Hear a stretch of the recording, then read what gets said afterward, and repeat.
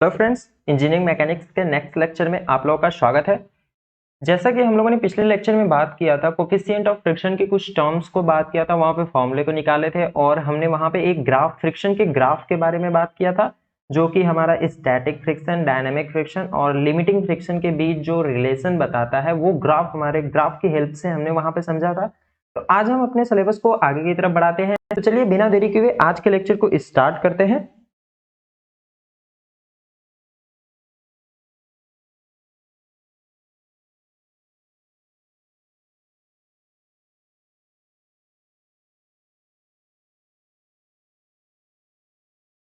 देखिए, हमने coefficient of friction की बात की थी, तो हम वहां पे बात किए थे कि हमारा कोफिशिएंट ऑफ फ्रिक्शन को हम म्यू से डोनेट करते हैं और जहां पे म्यू इक्वल हमारा होता है एफ अपॉन एन।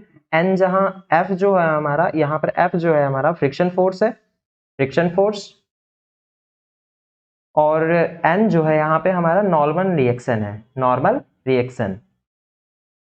तो क्या हम ये कह सकते हैं कि कोफिशिएंट ऑफ फ्रिक्शन जो है हमारा नॉर्मल रिएक्शन और फ्रिक्शन फोर्स के बीच में जो रिलेशन रेशियो बन रहा है उसी को कह सकते हैं? तो बिल्कुल यही कह सकते हैं। तो पहले हम इसके डेफिनेशन को लिख सकते हैं। तो अगर हम इसके डेफिनेशन को लिखें तो हम कह सकते हैं कि it is the ratio of, it is the ratio of friction force and friction and normal reaction force. Okay, normal reaction, ये कह सकते हैं हम। देखिए, अगर हम इसके एग्जाम्पल के हिसाब से समझे तो हम कह सकते हैं कि क्या यह कोफिशिएंट ऑफ फ्रिक्शन हमारी कोई वैल्यू को जो शो कह रहा है तो वो है क्या चीज, एक्चुअल में क्या है कोफिशिएंट ऑफ फ्रिक्शन। देखिए, हम अगर किसी बॉडी को या फिर किसी मटेरियल को हमें पहचान करनी होती है तो हम उसे देख के पहचान कर सकते हैं। उस मटेरियल के साइज और शेप को देख के तो पहचान नहीं कर सकते हैं, क्योंकि हम दूसरे मटेरियल को भी उसके साइज और शेप में बना सकते हैं। बट अगर हमें मटेरियल, जैसे हमारा गोल्ड हो गया, एक हम गोल्ड ले लें या फिर कोई भी मेटल हम ले लें, मेटल, और दूसरी तरफ हम ले रहे हैं वुड, वुड और रबर। तो क्या हम इस मटेरियल की पहचान करनी होगी, अगर इन दोनों चीजों में पहचान करनी होगी तो हम कैसे पहचान करेंगे? कहाँ हम बताएंगे कि कोफिशिएंट ऑफ फ्रिक्शन हमारा ज्यादा होगा, या फिर क्या हम ये कह सकते हैं कि कहाँ पे हमारे फ्रिक्शन की वैल्यू ज्यादा होगी और कहाँ पे फ्रिक्शन की वैल्यू कम होगी? तो उस टर्म को बताने के लिए हम कोफिशिएंट ऑफ फ्रिक्शन का यूज करते हैं। एक हमारा ये टर्म्स निकल के आता है, ये कोई एक वैल्यू नहीं, ये कांस्टेंट चीज होती है, जो हमने वहां पे बात किया था ना कि F प्रोपोर्शनल टू N होता है। तो यहीं से प्रोपोर्शनल, जब डायरेक्टली प्रोपोर्शनल हटता है तो हमें एक कांस्टेंट वैल्यू प्राप्त होती है जिसे म्यू बोलते हैं। तो यही म्यू ही तो हमारी कोफिशिएंट ऑफ फ्रिक्शन है ना। तो कोफिशिएंट ऑफ फ्रिक्शन को अगर सिंपल वे में कहें तो हम ये कह सकते हैं कि यह किसी मटेरियल या फिर किसी चीज की, जो भी चीज हमारा पदार्थ है, उसके रफनेस और स्मूथनेस को बताता है। ये चीज हम कह सकते हैं। देखिए, अगर जितनी ही ज्यादा स्मूथनेस होगी, जितनी ज्यादा स्मूथनेस होगी, स्मूथनेस मतलब कि चिकनापन जितना ही ज्यादा होगा वहां पे फ्रिक्शन कम जनरेट होगा। क्यों? क्योंकि हम यही तो कह, देखिए, अगर जितना ही ज्यादा स्मूथनेस होगा, फ्रिक्शन कम होने का मतलब है कि बॉडी हमारी स्लाइड करेगी, और बॉडी स्लाइड कर रही है मींस कि बॉडी अगर हमारी स्लाइड उस चीज पे कर रही है तो फिसल जा रही है, वहां पे फ्रिक्शन की वैल्यू कम आ रही है। ओके, अगर वही चीज हमारा रफनेस हो, मान लीजिए खुरदरापन, हम देखिए, हम यहाँ पे स्मूथनेस और रफनेस की दो टर्म्स की बात किया हमने, एक हमारा रफनेस, रफनेस, और दूसरा टर्म्स हमारा स्मूथनेस है। Okay, smoothness. इन दोनों टर्म्स में हम क्या समझ सकते हैं? क्या इन दोनों की वजह से हमारी फ्रिक्शन की वैल्यू अलग अलग आ सकती है? क्या इन दोनों के हिसाब से हम जो फ्रिक्शन की वैल्यू, कोफिशिएंट ऑफ फ्रिक्शन की बात कर रहे हैं, क्या इन्हीं दोनों चीजों पे डिपेंड करता है? बिल्कुल इन्हीं पे। देखिए, कोफिशिएंट ऑफ फ्रिक्शन हमने कहा था कि एक कांस्टेंट वैल्यू है, एक हमारा कांस्टेंट है, प्रोपोर्शनल कांस्टेंट वैल्यू है। तो हम ये कह सकते हैं कि क्या कोफिशिएंट ऑफ फ्रिक्शन जो है अलग अलग मटेरियल के लिए अलग अलग चीज होगा? बिल्कुल हो सकता है। देखिए, रफनेस की अगर हम बात करते हैं तो रफनेस का मतलब होता है खुरदरापन। मान लीजिए ये कोई हमारी बॉडी है, इस बॉडी पे ऊपर की सरफेस कोई रफ टाइप में, रफ मतलब खुरदरी टाइप में बनी है, और दूसरी बॉडी को हम इस पे स्लाइड करा रहे हैं या रोल करा रहे हैं, तो इसमें फ्रिक्शन जनरेट होगा। बिल्कुल फ्रिक्शन जनरेट होगा। देखिए, यहाँ पे फ्रिक्शन जनरेट होगा हमारा। अगर यहाँ पे फ्रिक्शन जनरेट हो रहा है तो अगर हम यही बॉडी को स्मूथ लेते हैं, हम जो प्लेन जो हमारे कॉन्टेक्ट सरफेस है स्मूथ लेते हैं, मतलब कि यहाँ पे हम स्मूथ लेते हैं, ये हमारा स्मूथ है। अब इस बॉडी पे, इस स्मूथ सरफेस पे हम इस बॉडी को मूव कराते हैं, मोशन देते हैं। ओके, अप्लाइड फोर्स कोई लगा के हमने इस पे मोशन दिया, तो क्या ये बॉडी यहाँ पे जो स्मूथ है तो बॉडी चलना स्टार्ट हो जाएगी, और बॉडी जैसे ही चलना स्टार्ट हो जाएगी वहां पे फ्रिक्शन की वैल्यू हमारी कम आएगी। ओके, क्योंकि वहां पे सरफेस स्मूथ है ना। अब देखिए, हमने कहा था फ्रिक्शन की हमारा एक रेजिस्टिंग फोर्स है, तो क्या आप बता सकते हैं कि रफनेस में फ्रिक्शन की वैल्यू ज्यादा होगी या स्मूथनेस सरफेस होगी तब फ्रिक्शन की वैल्यू ज्यादा होगी? देखिए, अगर हम रफनेस की बात करते हैं तो बॉडी, वहां पे हमारी बॉडी जो है वो रुकने की प्रयास करेगी, कोशिश करेगी रुकने की, क्योंकि वहां पे उसकी वेलोसिटी कम होगी, उसकी स्पीड कम होगी, तो वो रुकने की कोशिश करेगी। बट स्मूथनेस अगर हम बना देते हैं तो फिसलते ही चली जाएगी ना बॉडी। तो इसलिए हम ये कह सकते हैं कि कोफिशिएंट ऑफ फ्रिक्शन जो है हमारा एक कांस्टेंट, कोफिशिएंट ऑफ फ्रिक्शन एक कांस्टेंट चीज है जो कि हर मटेरियल के लिए अलग अलग चीज है। कॉन्टेक्ट सरफेस पे, सरफेस का जो कॉन्टेक्ट है उसके लिए अलग अलग है। तो आइए देखते हैं कि इसकी वैल्यू कॉन्टेक्ट के हिसाब से देखते हैं, कि कॉन्टेक्ट सरफेस के हिसाब से देखते हैं तो इसकी वैल्यू क्या क्या हो सकती है। ओके, देखिए, अगर हम कॉन्टेक्ट सरफेस की बात करते हैं, कॉन्टेक्ट सरफेस, और दूसरी तरफ अगर हम ले लें coefficient of friction, coefficient of friction mu. देखिए, अगर हम बात करते हैं कि हमारी कांस्टेंट सरफेस जो है वो लकड़ी और लकड़ी है, मीन्स कि वुड टू वुड है, कोई लकड़ी है वो लकड़ी पे रखी गई है, ठीक है। मीन्स कि ये कोई हमारी एक बॉडी है, ये बॉडी भी हमारी कोई लकड़ी की है, और इस बॉडी को हमने जो रखा है किसी दूसरी लकड़ी पे रखा है, किसी दूसरी वुड की एक क्यूबिक पार्ट पे रखा है, ठीक है। तो क्या वहां पे कोफिशिएंट ऑफ फ्रिक्शन की वैल्यू क्या होगी? इस देखिए, कोफिशिएंट ऑफ फ्रिक्शन की वैल्यू यहाँ पे इन दोनों के बीच में अगर जब स्लाइडिंग होगी या फिर रफ जो है इनके बीच की रफनेस को, वो कॉन्टेक्ट को शो कर रहा है, तो हम अगर इसके यहाँ पे कोफिशिएंट ऑफ फ्रिक्शन की बात करते हैं तो इसकी वैल्यू होती है हमारी 0.3 से लेके 0.5 तक। ओके, 0.3 से लेके 0.5 तक इसकी वैल्यू होती है, ठीक है।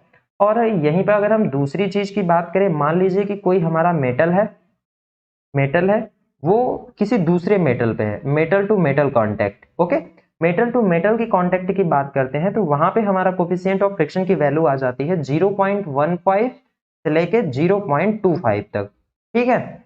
और तीसरी अगर हम बात करते हैं रबर की, रबर, रबर टायर की बात करें ऑन रोड पे, अगर रबर टायर के बाद हम किसी रोड पे बात करते हैं तो वहां पे हमारी कोफिशिएंट ऑफ फ्रिक्शन की वैल्यू आती है 0.7 से लेके 0.9 तक, ठीक है। ये देखिए नॉर्मल यूज है, ये सब अपनी लाइफ में, डेली लाइफ में नॉर्मल यूज वाली चीजें हैं, तो हम इसके ही कोफिशिएंट ऑफ फ्रिक्शन की बात करते हैं। बाकी अलग मटेरियल के लिए, सभी मटेरियल के लिए अलग अलग होती है। ओके, अगर हम यहीं पे एक वुड को मेटल के साथ कॉन्टेक्ट करते हैं तो क्या होता है, वुड टू मेटल, अगर वुड का मेटल के साथ कांटेक्ट देखते हैं तो वहां पे हमारा कोफिशिएंट ऑफ फ्रिक्शन आता है 0.2 से लेके 0.6 तक। तो ये नॉर्मल टर्म्स हैं जो याद कर सकते हैं हम, क्योंकि ये कहीं कहीं पूछ लेता है कोफिशिएंट ऑफ फ्रिक्शन की वैल्यू, कहीं कहीं फॉर्मूले में अगर नहीं दी रहती है हमारे क्वेश्चन में, तो हम इसे नॉर्मल टर्म से याद करके हम कर सकते हैं। ओके, देखिए, देखिए, हमने कोफिशिएंट ऑफ फ्रिक्शन की बात कर ली और हमारे जो पहले के टर्म्स हैं फ्रिक्शन की फॉर्मूले की बात कर लिया। अब हम कुछ लॉ के बारे में बात करते हैं जो हमारा स्टैटिक, डायनेमिक और लिमिटिंग तीनों फ्रिक्शन के लिए होता है। तो आइए देखते हैं कि लॉ, या फिर हम ये कह सकते हैं कि फ्रिक्शन के कुछ टर्म्स की बात कर लेते हैं तो क्या होता है। देखिए, अगर हम लॉ की बात करते हैं, लॉ ऑफ फ्रिक्शन, जिसे हम लॉ ऑफ फ्रिक्शन बोल सकते हैं, अगर हम इसमें कुछ बात करते हैं तो हमारे पास कुछ टर्म्स निकल के आते हैं। सबसे पहले टर्म्स की अगर हम बात करें तो हम ये कह सकते हैं कि फ्रिक्शन जो होता है हमारा सरफेस, जो सरफेस कांटेक्ट सरफेस है ना, उसके बिल्कुल टेंजेंशियल लगता है। इसका क्या मतलब है? देखिए, हम पहले टर्म्स को लिख लेते हैं कि क्या कह रहे हैं। देखिए, फ्रिक्शन जो होता है, friction act tangential, tangential to the surface in contact. इसका क्या मतलब है?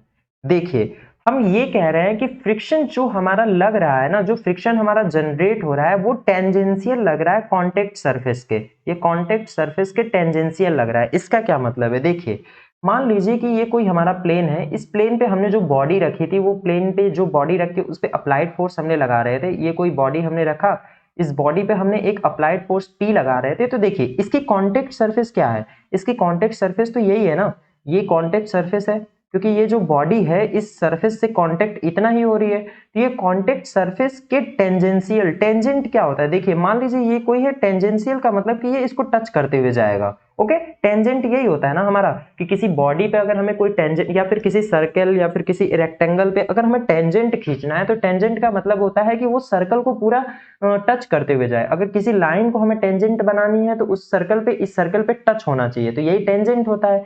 तो ये भी यही कह रहा है कि फ्रिक्शन जो होगा टेंजेंशियल होगा, मींस कि ये जो कांटेक्ट सरफेस है ना, इसी पे टच होते हुए इसके बिल्कुल पैरेलल लगेगा, तो यही हमारा टेंजेंशियल कहलाता है। तो हम कह सकते हैं, बिल्कुल हमने भी यही पढ़ा है कि जहां पे हमारा फ्रिक्शन जनरेट कहां पे होगा, जहां पे हमारी बॉडी, दो बॉडी कांटेक्ट में आएगी। देखिए नॉर्मल एग्जांपल से अगर हम समझे ना, तो अगर हम अपनी हथेलियों को भी एक के साथ एक रगड़ते हैं ना, पिछलाते हैं एक दोनों के ऊपर, तो वहां पर भी फ्रिक्शन जनरेट होता है। अगर वहां पे फ्रिक्शन जनरेट ना हो तो क्या क्या होगा, देखिए अगर हम वहां पे फ्रिक्शन जनरेट ना हो तो हमारी दोनों हथेलियों को हमने एक बार रगड़ना स्टार्ट किया और वो रुकेगा ही नहीं ना, फ्रिक्शन जब नहीं रहेगा तो वो रुकेगा ही नहीं, वैसे की वैसे ही बना चलती रहेगी, मोशन में हो जाएगा हमारा दोनों हाथ। तो यही हुआ कि टेंजेंशियल रहता है फ्रिक्शन के। ओके, आइए दूसरी टर्म्स को देखते हैं कि दूसरी पॉइंट हम क्या कह रहे हैं। देखिए इसमें एक इंपॉर्टेंट पॉइंट हमारा निकल के आता है यहां से, कि हम ये कह सकते हैं कि फ्रिक्शन जो होता है डायरेक्शन के अपोजिट होता है। डायरेक्शन कौन सी डायरेक्शन, जो हमने अप्लाइड फोर्स लगाया है जिसके कारण मोशन हो रहा है, उस मोशन के अपोजिट लगता है। तो दूसरी पॉइंट हमारी निकल के आती है यहाँ पे। देखिए कुछ ये सब अलग चीजें नहीं है जो हम लोगों ने पढ़ा है अभी तक, जो फ्रिक्शन पहले टॉप पॉइंट से लेके अब तक पढ़े हैं वही सारी चीजें हैं। तो हम ये कह सकते हैं यहाँ पे कि friction act opposite side, opposite to the direction, to the direction of the motion impend। Okay, इसका क्या मतलब है, देखिए हम ये कह रहा है, ये लाइन हमारी ये कह रही है कि फ्रिक्शन जो होता है वो अपोजिट डायरेक्शन में एक्ट करता है मोशन के, जो मोशन हमारी बॉडी में जो मोशन जनरेट हुआ है उसके अपोजिट साइड में करता है, एक्ट होता है, ठीक है, मतलब लगता है फ्रिक्शन। देखिए कैसे, ये बॉडी है, इस बॉडी पे हमने कोई एक P फोर्स लगाया जिसके कारण मोशन हमारा इस साइड में होता है, और फ्रिक्शन हमारा क्या लगता था, इस P फोर्स के, इस मोशन के अपोजिट ही तो फ्रिक्शन लगता था हमारा ये F फोर्स। तो देखिए यही चीज तो हम कह रहे हैं ना कि फ्रिक्शन अपोजिट डायरेक्शन में लग रहा है मोशन के। ओके, समझ में आया। तीसरी पॉइंट को देखते हैं कि तीसरा पॉइंट आगे नेक्स्ट हमारा क्या कह रहा है।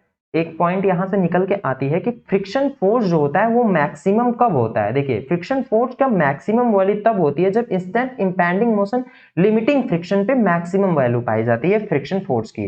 कैसे, हमने एक ग्राफ पढ़ा था, जो पिछले लेक्चर में हमने जो ग्राफ पढ़ा था कि लिमिटिंग फ्रिक्शन और लिमिटिंग और ये हमारा स्टैटिक और डायनेमिक फ्रिक्शन के बीच में जो हमने ग्राफ पढ़ा था, तो हमारी मैक्सिमम वैल्यू कहाँ मिल रही थी, मैक्सिमम वैल्यू तो हमारी यहीं पे मिल रही थी ना। तो इसी को तो हम लिमिटिंग फ्रिक्शन कह रहे थे ना, इसी को हम लिमिटिंग फ्रिक्शन भी कह रहे थे। इस पॉइंट पे जो हमारी लिमिटिंग फ्रिक्शन होती है यही है, एफ मैक्स होती थी। तो हम ये कह सकते हैं कि एफ मैक्स जो हमारी मैक्सिमम फ्रिक्शन प्राप्त होगा वो लिमिटिंग पॉइंट पे प्राप्त होगा। लिमिटिंग पॉइंट मींस कि जहां पे इंस्टेंट पॉइंट इंपैंडिंग मोशन जो हो रहा है, इंस्टेंट जहां से मोशन हमारा स्टार्ट हो रहा है, तो लिमिटिंग फ्रिक्शन ही हमारी मैक्सिमम फ्रिक्शन वैल्यू प्राप्त होगी। ओके, ये चीज हम यहां से कह सकते हैं। देखिए नेक्स्ट पॉइंट क्या कह रहा है, नेक्स्ट पॉइंट कह रहा है, एक टर्म्स यहां पे निकल के आ रहा है हमारा कि जो फ्रिक्शन हमारा है ना, लिमिटिंग फ्रिक्शन। देखिए हम यहाँ पे लिमिटिंग फ्रिक्शन की ही केवल बात करते हैं, क्योंकि हम जानते हैं कि जब बॉडी स्टैटिक में होती है तब हम वहां पे फ्रिक्शन निकाल सकते हैं, और जब बॉडी मोशन में होती है तब भी हम फ्रिक्शन निकाल सकते हैं। बट लिमिटिंग फ्रिक्शन में निकालना काफी ही कठिन काम होता है। क्यों, क्योंकि अब हमें पता करना होगा ना कि बॉडी कब मोशन करेगी और कब स्टैटिक में है, क्योंकि उसके बीच में एक माइक्रो सेकेंड के लिए ही वो मोशन करना स्टार्ट कर देती है ना, माइक्रो सेकेंड में ही बॉडी मोशन करना स्टार्ट कर देती है। ओके, तो हम यहाँ पे एक चीज हमारा निकल के आता है कि लिमिटिंग फ्रिक्शन जो होता है हमारा ना, लिमिटिंग फ्रिक्शन, या फिर हम ये कहते हैं कि फ्रिक्शन जो होता है हमारा वो independent of area, independent of the area and shape of the body, ये कह सकते हैं, या फिर सरफेस कांटेक्ट, कांटेक्ट सरफेस कह सकते हैं। क्या इसका क्या मतलब है, independent of the area and shape of contact surface. इसका क्या मतलब है? देखिए, अभी तक हम पढ़ते आए हैं कि फ्रिक्शन जो होता है हमारा, फ्रिक्शन जो होता है वो हमारा कॉन्टेक्ट सरफेस पे डिपेंड नहीं करता है। हमने यही चीज कह के आए हैं ना।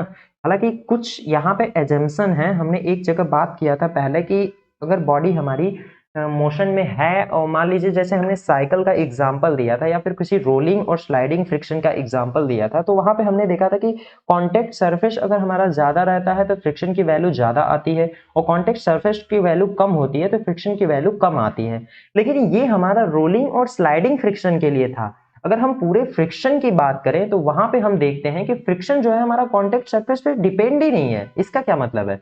Friction is not depends on contact surface. देखिए, इसका मतलब ये है कि अगर हम ये कॉन्टेक्ट सरफेस हमारा, ये हमारी सरफेस है, मान लीजिए कि ये कोई हमारी बॉडी है, इस पे बॉडी पे हमने रखा और कॉन्टेक्ट सरफेस इसका ये है, ओके। इसका कॉन्टेक्ट सरफेस हमारा ये कुछ है। तो क्या हमने अभी तक कहीं बात किया है कि जितना कॉन्टेक्ट सरफेस हम बढ़ाते जाएंगे उतना फ्रिक्शन की वैल्यू बढ़ती जाएगी? मान लीजिए ये हमारा कुछ ये है और यहाँ पे मान लीजिए कॉन्टेक्ट सरफेस हमारा कम है, तो क्या यहाँ पे फ्रिक्शन की वैल्यू कम होगी और यहाँ पे फ्रिक्शन की वैल्यू ज्यादा होगी? ऐसा तो हमने कहीं बात नहीं किया था। या फिर हम ये कह सकते हैं कि अगर हम, हमारी शेप है जो बॉडी की हमारी शेप है, मान लीजिए हम बॉडी की शेप ऐसे ले लेते हैं, ओके। कुछ अलग टर्म्स में बॉडी की शेप ले लेते हैं। मान लीजिए कि ये कोई हमारी बॉडी है, अब हमने इसको यहाँ पे कांटेक्ट कराया, तो क्या इसके कारण हमारी फ्रिक्शन की वैल्यू में कोई चेंजेस आ रहा था? नहीं, क्योंकि हमने पढ़ा है कि फ्रिक्शन जो है हमारा directly proportional to normal reaction है, और यहां से अगर हम निकालते हैं तो हमारी एक कोफिशिएंट ऑफ फ्रिक्शन वैल्यू प्राप्त होती है जो हर मटेरियल के लिए अलग अलग है। तो हम ये नहीं कह सकते हैं ना कि इंडिपेंडेंट, हम ये नहीं कह सकते हैं ना कि फ्रिक्शन जो है हमारा डिपेंड करता है एरिया और shape of the contact surface. ये तो नहीं कह सकते ना, क्योंकि यहाँ पे प्रूफ हो गया कि हमने कहीं अभी तक बात ही नहीं किया है कि फ्रिक्शन हमारा जो होता है वो कॉन्टेक्ट सरफेस पे डिपेंड करता है, या फिर कॉन्टेक्ट सरफेस जितना बढ़ाएंगे या कम करेंगे फ्रिक्शन की वैल्यू उतनी कम या ज्यादा होती रहेगी, ओके।